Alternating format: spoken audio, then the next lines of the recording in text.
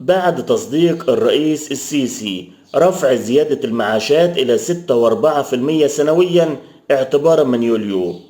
ركز معايا لأن العنوان ممكن يخلي ناس كتير تفتكر إن كل صاحب معاش هياخد زيادة 6.4% بس زيادة مباشرة، لكن الحقيقة مختلفة ومهمة جدا. والسؤال هنا، ال6.4% دي رايحة لمين بالظبط؟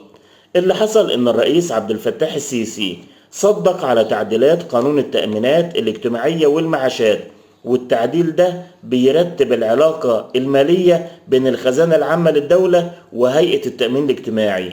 الخزانة هتسدد للهيئة حوالي 238.5 مليار جنيه خلال العام المالي 2025-2026،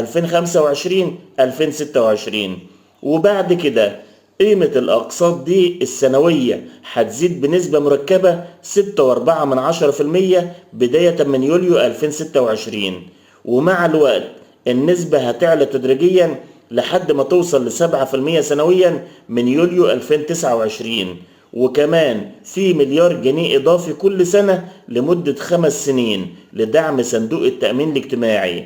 خلاصة الكلام اللي قلناه إن القرار ده مش زيادة مباشرة في جيب صاحب المعاش، لكنه خطوة كبيرة لتقوية صندوق المعاشات وضمان قدرته على دفع الالتزامات لسنين طويلة.